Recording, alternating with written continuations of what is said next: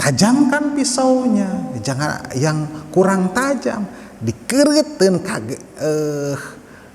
hese gitu, sulit untuk sapinya gogorowokan, buru atuh buru lamun hayang mun kongang menyarita merenang, buru atuh ieu buru kan seperti itu ya, langsung sepet set langsung gitu ya, tajamkan.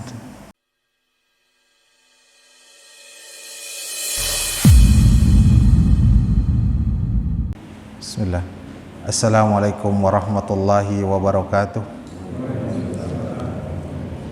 Innal hamdalillah nahmaduhu wa nasta'inuhu wa nastaghfiruh wa na'udzu billahi min shururi anfusina wa min sayyiati a'malina may yahdihillahu fala mudilla lahu wa may yudlil fala hadiyalah. Asyhadu an la ilaha illallah wahdahu la syarikalah wa asyhadu anna Muhammadan abduhu wa rasuluh. Amma ba'du. Qala Rasulullah sallallahu alaihi wasallam. Kita masuk kepada hadis yang ke-17 dalam hadis Al-Arba'in ini. An Abi Ya'la Shaddad bin Aus radhiyallahu ta'ala anhu an Rasulillah sallallahu alaihi wasallam qala innallaha katabal ihsana ala kulli syai'in fa idza qataltum fa ahsinul qitlah wa idza dhabhtum fa ahsinudz dzibhah wal yuhidda ahadukum syafratahu wal yurih dabihatahu. Hadis yang ke-17, hadis diterima dari Abu Ya'la Shaddad bin Aus, semoga Allah meridai kepadanya, dari Rasulullah sallallahu alaihi wasallam. Beliau bersabda, innallaha, sesungguhnya Allah, katabal ihsana, telah mewajibkan, menuliskan al-ihsan, berbuat ihsan, berbuat baik, ala kulli syai'in, atas segala sesuatu. Fa idza qataltum, maka apabila kalian membunuh, fa ahsinul qitlah, maka berbuat baiklah dalam membunuh tersebut, membunuh dengan cara yang baik. Wa idza dzabhtum, dan jika kau menyembelih, fa ahsinu dzibhah, maka berbuat baiklah di dalam menyembelih. Wal yuhidda ahadukum syafratahu, maka hendaklah salah seorang di antara kalian menajamkan pisaunya, wal yurih dzabihatahu, dan menenangkan, mengistirahatkan sembelihannya. Para bapak sekalian yang dimuliakan oleh Allah Subhanahu wa taala, berkata Imam An-Nawawi mengenai hadis ini, wa hadzal hadisu minal ahadisil jami'ati liqawaidil Islam. Ini adalah salah satu hadis di antara hadis Rasulullah sallallahu alaihi wasallam yang jami'ah, yang mencakup liqawaidil Islam, pada kaidah-kaidah Islam. Wa dzalika li anna hadzal haditsa yadullu ala umumil ihsan fi kulli syai'in. Dan hal itu karena hadis ini menunjukkan atas meratanya berbuat ihsan atas segala sesuatu. Wa la'allahu amrun bi ihsanil qitlah wa ihsanil dzibhah ala sabilil mithal. Dan mungkin saja perintah untuk berbuat ihsan di dalam membunuh dengan cara yang baik dan menyembelih dengan cara yang baik ini hanya sekedar contoh saja. Aw li hajatil bayani lidzalika, atau dikarenakan untuk kebutuhan penjelasan bagaimana sih berbuat ihsan tersebut, maka dikasih contoh dua saja. Wa bihadza yakunu Nawawi rahimahullahu musiban wa muqifan fi ikhtiyarihi hadzal hadis dhamana arba'inahu allati jama'aha wa dzalika li'anna al-hadisa yad'u liqa'idatin amah. Dengan hal ini maka Imam An-Nawawi rahimahullah musiban wa mufiqan, ya, sangat tepat dan mencocoki dalam memilih hadis ini masuk dalam kitabnya Al-Arba'in An-Nawawiyah yang beliau kumpulkan, karena hadis ini menyeru untuk suatu kaidah yang umum, tashmalu kulla qaulin wa fi'lin, yang mencakup setiap ucapan, perbuatan, wa hadza min maqasidi jam'ihi lil arba'ina hadisan, dan ini adalah di antara maksud tujuan beliau mengumpulkan hadis arba'in yang 42 hadis ini. Ini di dalam 42 hadis arba'in An-Nawawiyah ini adalah pokok-pokoknya agama Islam, pondasi-pondasinya agama Islam. Adapun di dalam kitabnya yang lain yang di setiap masjid biasanya ada, yaitu kitab Riyadhus Shalihin, itu lebih apa? Lebih lengkap, lebih komplit, lebih detail lagi. Tapi pokok agama Islam ada di dalam Al-Arba'in An-Nawawiyah. Ya. Bapak-bapak sekalian yang dimuliakan oleh Allah Subhanahu wa taala, di sini dikatakan innallaha katabal ihsana ala kulli syai'in. Sesungguhnya Allah menuliskan berbuat ihsan atas segala sesuatu. Maka lafaz kataba, menulis, ya, menuliskan di sini menunjukkan bahwasanya ihsan ini, berbuat ihsan ini adalah hukumnya wajib. Maka biasanya kataba ini diterjemahkan dengan kata wajib, ya, dengan kata wajib. Karena menurut para usuliyun, orang ahli usul fikih, ini kataba diambil termasuk dari lafaz yang memberi faidah wajib, ya. Dan apa-apa yang pecahan dari lafaz kataba tersebut. Jadi bapak-bapak dulu pernah mendengar ilmu sharaf atau ilmu tasrif, kan begitu ya? Ada kataba, yaktubu, katban, wazan fi'alnya kitaban, maktubu, katibun, maktubun. Nah, itu pecahan dari kataba, ya. Pecahan dari kataba, ya. Firman Allah Subhanahu wa taala yang berlafaz kitab, ya, kitab, dalam surat An-Nisa ayat 103, dan kitab, lafaz kitab ini adalah pecahan dari kataba. An-Nisa ayat 103 mengatakan inna salata kanat alal mu'minina kitaban mauquta. Sesungguhnya salat kanat alal mu'minin, keadaannya bagi orang-orang mukmin kitaban mauquta. Kitab di sini maksudnya apa? Kewajiban. Kewajiban mauquta yang ditentukan waktunya.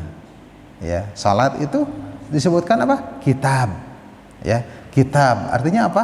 Kewajiban. Karena diambil dari lafaz apa? Kataba. Nah, ini kalau ada lafaz kitab di dalam Al-Qur'an itu adalah kewajiban. Kataba dimajhulkan, ya, dimajhulkan. Itu dibentuk pasifkan. Jadi apa? Kutiba, ya. Dalam surat Al-Baqarah ayat 183.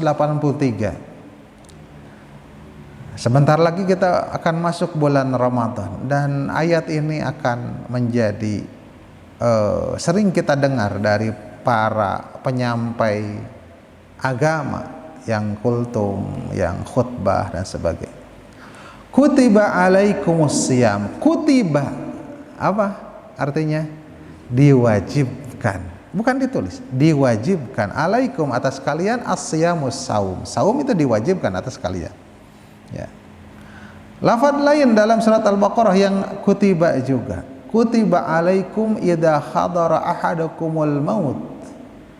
Diwajibkan atas kalian apabila maut hadir kepada kalian. In taraka khairan al wasiyatu lil walidaini wal aqrabin. Jika meninggalkan kebaikan, maka wasiat bagi dua orang tua dan para kerabat bil ma'ruf, dengan ma'ruf. Ya. Dalam An-Nisa ayat 24, setelah menerangkan tentang yang diharamkan untuk dinikahi, ya. An-Nisa ayat 24.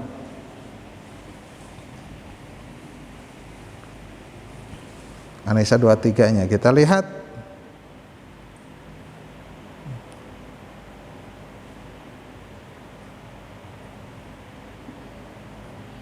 Ya. Tentang yang tidak boleh dinikahi, yang mahram. Maka di 24-nya dikatakan kitaballahi alaikum, merupakan suatu kewajiban atas kalian, ya. Kemudian tentang qisas, wa katabna alaihim fiha, dalam surat Al-Maidah ayat 45. Wa katabna, kataba lagi, katabna, kami wajibkan alaihim atas mereka, fiha padanya, anna nafsa bin nafsi, bahwasanya jiwa dibalas dengan jiwa. Qisas ini, ya. Dan ayat-ayat yang lain, ada apa? Ada kutiba, ada kitab, ada katabna dan sebagainya, ya. Di semuanya adalah menunjukkan apa? Menunjukkan wajib, ya. Maka lafaz kataba di sini, innallaha katabal ihsan, bahwasanya Allah mewajibkan al ihsan, berbuat ihsan atas segala sesuatu. Lafaz di sini ala, atas atau kepada, atas segala sesuatu, berbuat ihsan ini mengandung dua kemungkinan. Bisa kewajiban berbuat ihsan, berbuat baik itu atas segala sesuatu itu adalah kitabatan qadariyatan, yaitu kewajiban yang bersifat qadari, takdir. Allah telah menetapkan bahwasanya segala sesuatu itu berjalan dengan ihsan, dengan baik. Dan Allah Subhanahu wa ta'ala mengilhamkan setiap makhluk itu berbuat ihsan. Jadi sudah ditetapkan oleh Allah. Itu makna yang pertama. Jadi bersifat kewajiban qadari, ya. Berjalannya alam semesta ini juga bersifat qadari, takdir Allah Subhanahu wa ta'ala seluruhnya berjalan, ya. Yang kedua, kitabah di sini maksudnya adalah kewajiban syar'i, kitabatan syar'iyan, ya. Kewajiban syar'i. Kalau kewajiban syar'i gimana? Sesuatu kewajiban yang dibebankan kepada para mukallaf. Mukallaf itu yang ditaklif, yaitu kita semua sekarang, atau seluruh manusia. Ya. Kalau kewajiban syar'i, kadang orang itu ada yang melakukannya, kadang yang tidak. Nah, seperti apa? Seperti sholat, ya. Ini kewajiban apa? Kewajiban qadari atau kewajiban syar'i? Kewajiban syar'i.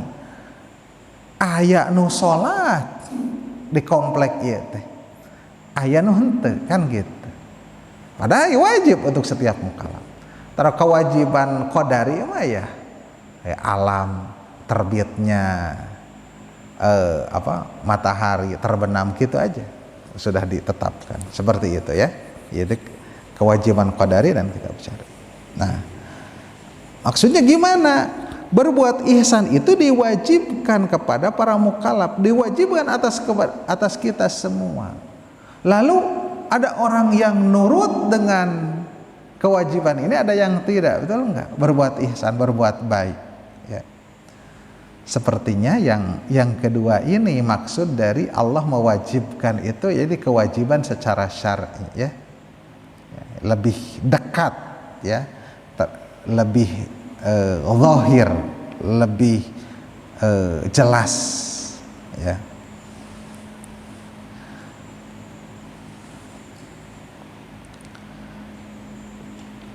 Apabila telah jelas masalah ini bahwasanya berbuat ihsan, berbuat baik ini diwajibkan atas mukallaf, atas segala sesuatu, maka al-ihsan yang merupakan masdar dari ahsana syai'a yuhsinuhu ihsanan, ahsana yuhsinu ihsanan, berbuat baik. Kalau hasan baik, kalau ahsan berbuat baik, ahsana yuhsinu ihsanan, berbuat baik. Maka berbuat ihsan ini adalah suatu ibadah, ya, suatu ibadah yang wajib dilakukan, ya, dan ada pahalanya, ada sesuatu yang mensahkannya, ya, dalam berbuat ihsan ini, dalam berbuat ihsan ini, dalam berbuat baik ini. Dan segala yang berjalan dalam kehidupan kita, kita diwajibkan untuk berbuat ihsan. Dan kemanapun diarahkan berbuat ihsan, itu menjadi wajib. Yang pertama, seseorang harus berbuat ihsan, berbuat baik kepada dirinya sendiri. Gimana berbuat ihsan kepada diri sendiri? Yaitu melakukan kewajiban, menjauhi perintah, ya. Melakukan ibadah itu berbuat ihsan. Bermaksiat itu tidak berbuat ihsan. Namanya apa? Zalim terhadap dirinya sendiri, betul enggak? Yang berbuat maksiat itu bukan berbuat baik terhadap diri, yaitu mendolimi dirinya sendiri, ya. Karena dengan berbuat maksiat itu akan diazab, disiksa dengan maksiat itu. Berarti apa? Mendolimi diri. Maka dikatakan faminhum zalimun li nafsihi, di antara mereka ada yang zalim, ya. Itu kepada diri, kemudian kepada orang lain, ya, bermuamalah, berbuat ihsan kepada orang lain, ya. Bagaimana kepada orang lain? Nah, orang lain ini berbagai macamnya orang lain itu.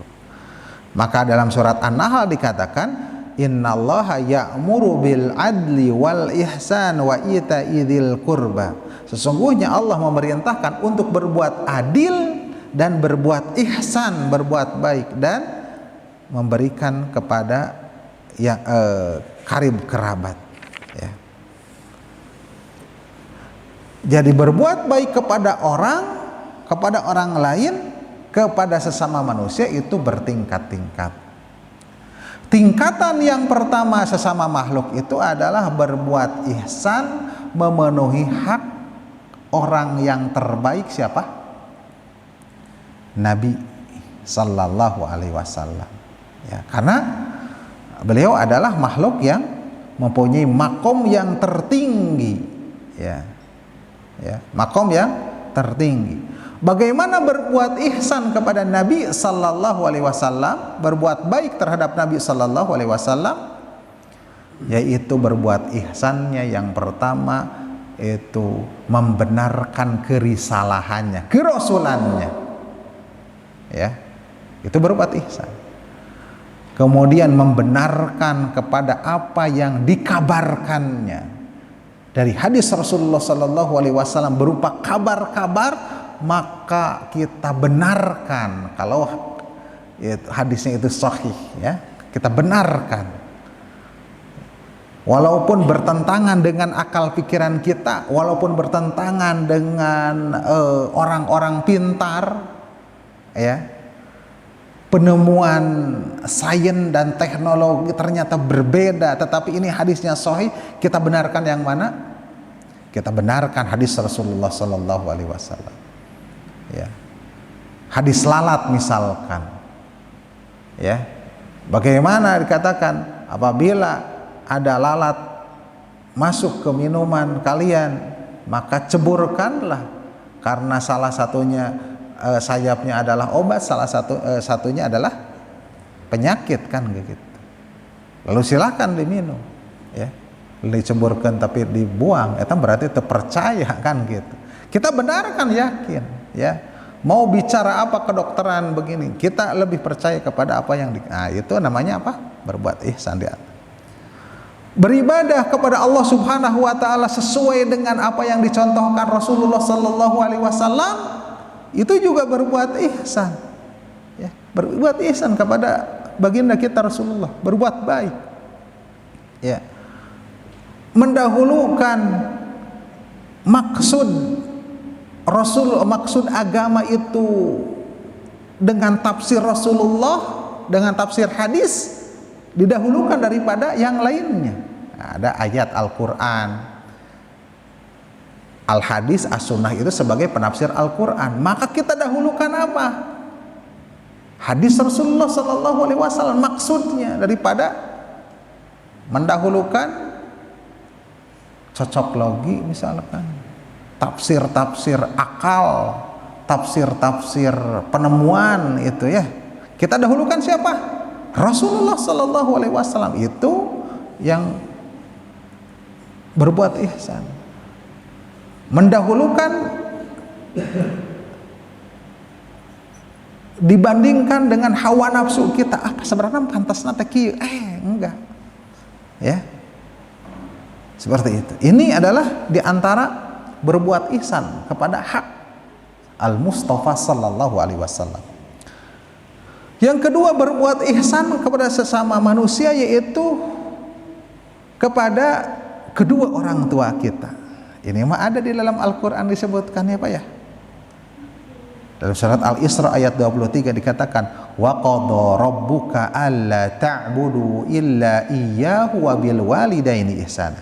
Dan Rabbmu telah mengqadha, mewajibkan, alla ta'budu illa iyyahu, agar kalian tidak beribadah kecuali hanya kepadanya, wabil walidaini ihsana, dan kepada kedua orang tua ihsanan, berbuat ihsan.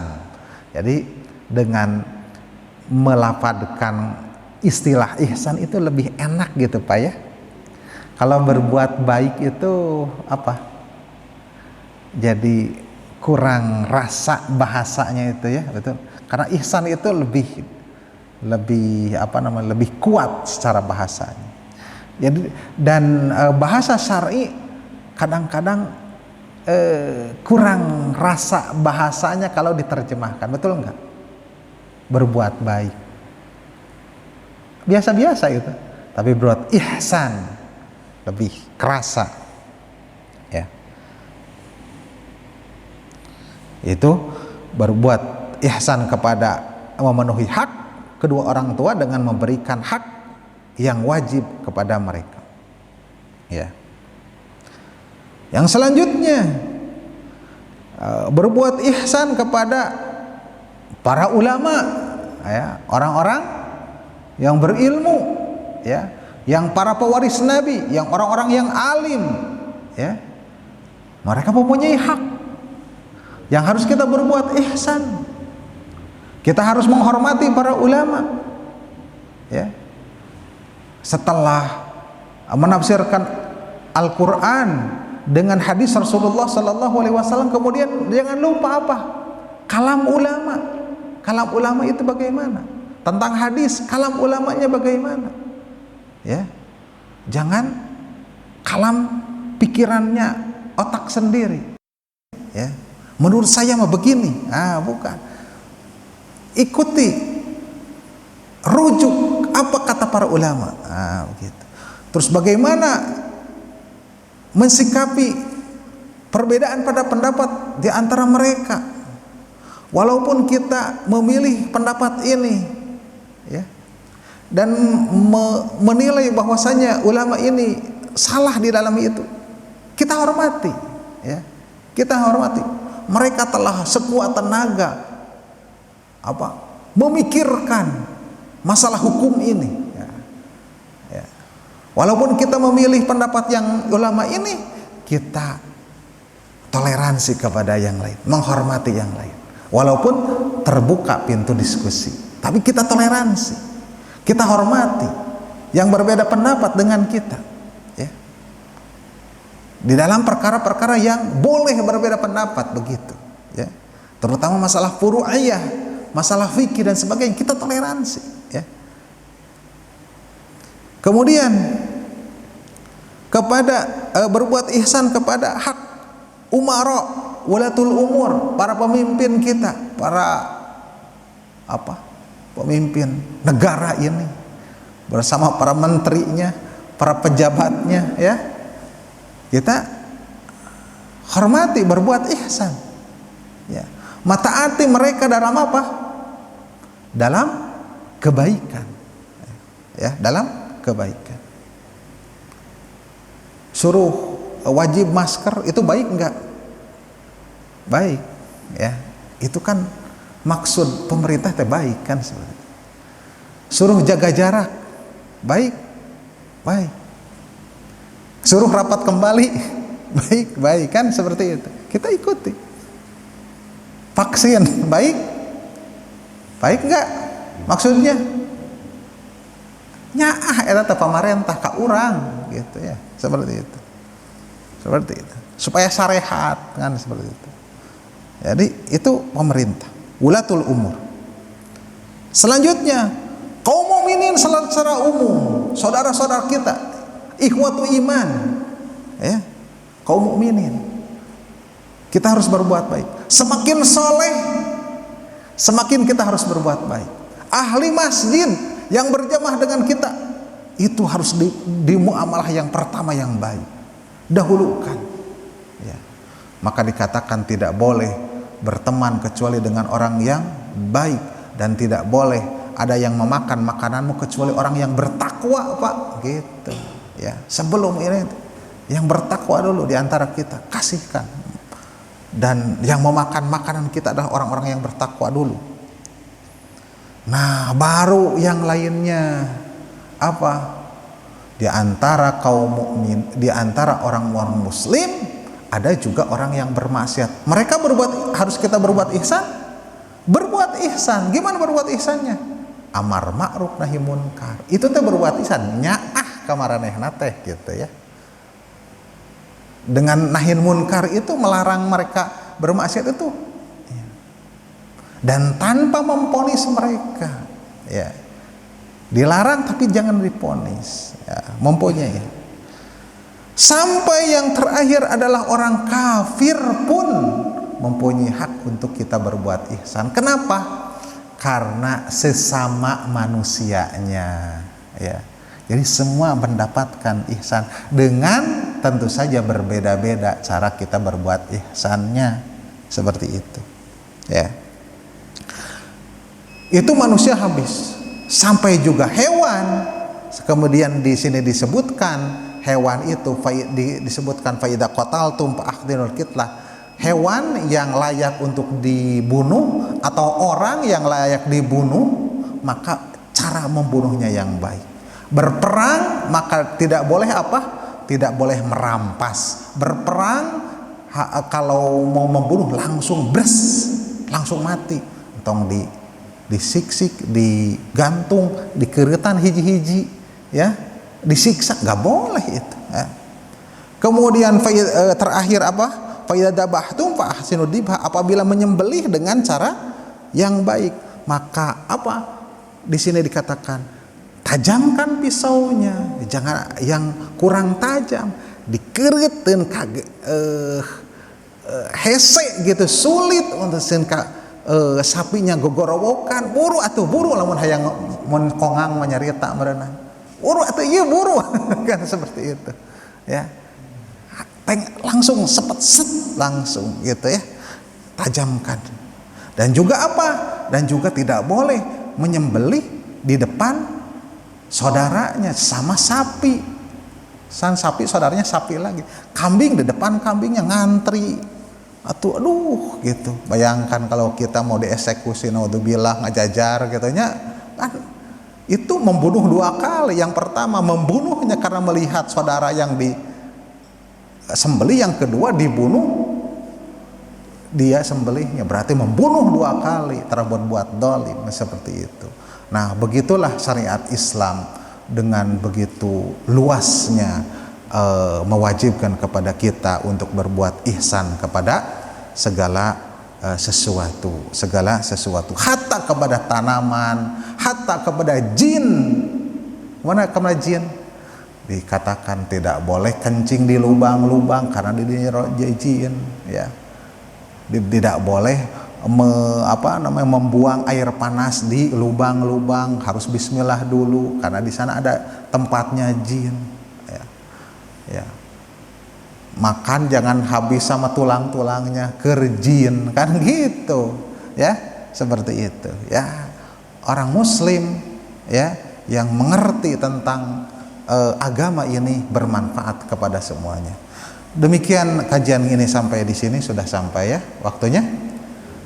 Wassallallahu ala nabiyyina Muhammadin wa ala alihi washabihi ajmain.